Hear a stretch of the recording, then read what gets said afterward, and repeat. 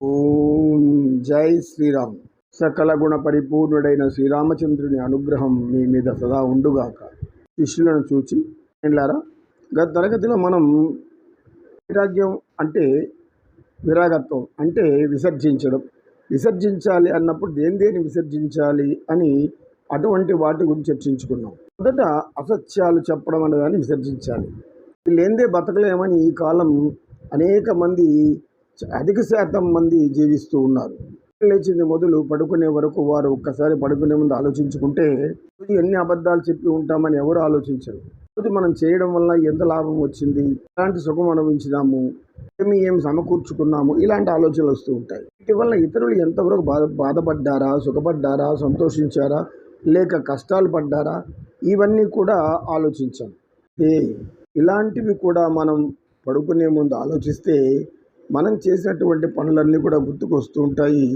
అప్పుడు మనం ఏమి లోపాలు చేసామో మనకు అర్థమవుతుంది. మన లోపాల వలన, మన బలహీనత వలన మనం బాధపడ్డామా, ఇతరులను బాధ పెట్టామా అనేటువంటి ఆలోచనలు పెరుగుతాయి.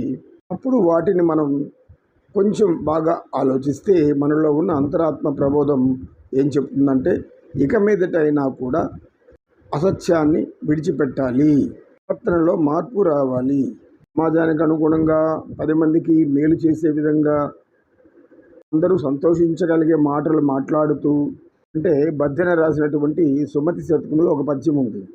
ఎప్పటికెయ్యది ప్రస్తుతం అప్పటికి ఆ మాటలాడి అన్యుల మనములను నొప్పింపక తా నవ్వక తప్పించుక తిరుగువాడు ధన్యుడు సుమతి. ఒక పద్యాన్ని బాగా అర్థం చేసుకుంటే కూడా మనం ఏం విసర్జించాలి, ఏం విసర్జించకూడదు, అభ్యాసం ఎలా ఉండాలి అనేది అర్థమవుతుంది. మాట్లాడేటప్పుడు బాధ పెట్టకూడదు, కూడా బాధపడకూడదు. వారిని మెప్పించే విధంగా ఉండాలి, నొప్పించే విధంగా ఉండకూడదు. ప్రస్తుత పరిస్థితులను బట్టి లౌక్యంగా ఆలోచించి సరైన విధానంలో మాట్లాడి ఏదైనా జటిలమైన సమస్య వచ్చినప్పుడు చర్చించుకుందాంలే చెప్పివేసి నుంచి వచ్చివేయడము చాలా సుఖప్రదమైనది, ఆనందం కలిగించేటటువంటి విషయము అని ఆయన చెబుతారు. మూల ఆలోచనలు కూడా ఆహారాల మీద, వాతావరణం మీద, మనం తీసుకునే నీటి ద్వారా కూడా మానవులలో కొన్ని గుణాలు మారుతూ ఉంటాయి. యుక్తాహార విహారస్య అంటే శ్లోకం శ్రీకృష్ణ పరమాత్మ చెప్పి ఉన్నాడు. యుక్తాహారం అంటే ఏమిటి? ఏ వయసులో ఎలాంటి ఆహారం తీసుకుంటే ఆరోగ్యంగా ఉంటామో అని ఆలోచించి అటువంటి ఆహారాన్ని తీసుకుంటూ జిహ్వచాపల్యానికి పోకుండా ఉండాలి. లేకపోతే ఈ వాతావరణ కాలుష్యం మానవుల మీద పనిచేస్తుంది. అన్ని కాలుష్యాలు కలిసి ఒక్కసారిగా మానవుల యొక్క చిత్తం మీద ప్రభావం చూపడంతో ప్రభావం కూడా ఆవేశాలకు, ఆక్రోశాలకు, అహంకారాలకు, కోపతాపాలకు, అనేక విపరీతమైనటువంటి స్వభావాలు ప్రవర్తిస్తూ మానవులు జీవిస్తూ ఉంటారు. అలాంటి స్వభావం వలన, ఆ స్వభావాన్ని ప్రవర్తించడం వలన ఇతరులు ఎవరైనా బాధపడుతున్నారా లేదా అనే విషయాలు మర్చిపోయి బాధ పెట్టే విషయాలను కల్పించుకొని మరీ చెబుతూ ఉంటారు. ఎందుకంటే ఇతరులు బాధపడుతుంటే వీరు ఆనందించడం అనేది దానిని పైశాచిక ఆనందం అంటారు. అటువంటి వారు పెరిగిపోతూ ఉంటారు ఈ సమాజంలో. అది ఒకప్పటికి వారికి పెద్ద సమస్యగా మారిపోయి ఆ కర్మ ఫలితాన్ని చాలా భయంకరంగా అనుభవించాల్సి వస్తుందని వారికి తెలియదు. ఈ తమోగుణ ప్రవృత్తి అనేది హింసించడమే ప్రధానం. మన వివేకానంద స్వామి చెప్పినట్లుగా ఎవ్వరు కూడా మారరు అనేటువంటి ఆలోచన మనకు రాకూడదు. కనుక వారిని ఎలా మార్చాలి, ఏ విధంగా మార్చాలి అనే దానిని వారి అనుభవపూర్వకంగా మనం తెలియజేస్తే వారికి కొంతవరకు మార్పు వస్తుంది అని చెప్పాడు సత్యనిష్ఠుడు. ఈ రజోతమో గుణం కలిగిన వారు వీటిని విసర్జించాలి. ఏదైతే తీవ్ర కాంక్షగా మనసులో మిగిలిపోయి ఆ కాంక్షలను తీర్చుకున్నటకు అనేక పాపకర్మలు చేస్తూ, చేయరాని మార్గ పనులు చేస్తూ, ధర్మ విరుద్ధమైనటువంటి సంబంధాలు ఏర్పరచుకొని ప్రవర్తించేవారు వారిని మార్చగలిగితేనే జ్ఞానం ప్రయోజనం ఉంటుంది. జ్ఞానం ఎలాంటి వాడిని మార్చాలి? జ్ఞానం ఉన్నవాడిని వాడి జ్ఞానం బోధించడం వలన ఎటువంటి ప్రయోజనము లేదు.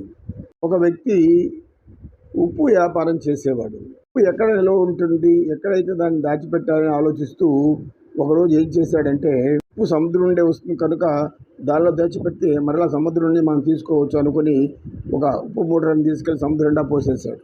దీనివల్ల ఏం ప్రయోజనము? ఉప్పులో కలిసిపోయింది. మనకు ఆ ఉప్పు కావాలంటే ఎంత కష్టపడ్డారో ఎంత శ్రమపడ్డాడో ఆలోచించడం లేదు.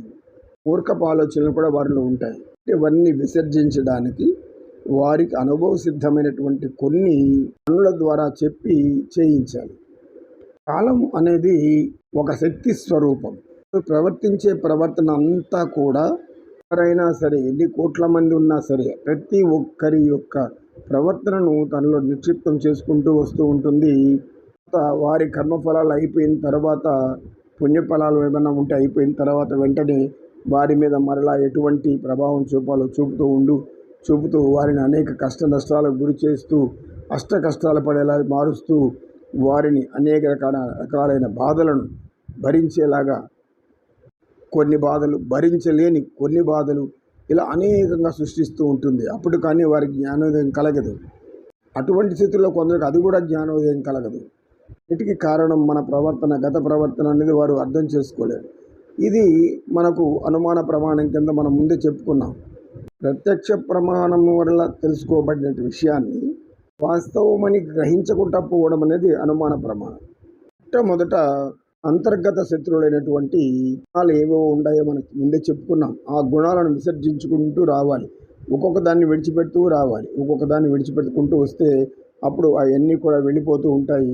మరలా వాటిని రానియకుండా మనం తలుపులను భద్రంగా బిగించేవారు. మనసు అనేటటువంటి లోపలికి బుద్ధి అనే తలుపుల్ని గట్టిగా మూసేసామనుకోండి, అప్పుడు అహం దారి లేకుండా వెళ్ళిపోతుంది.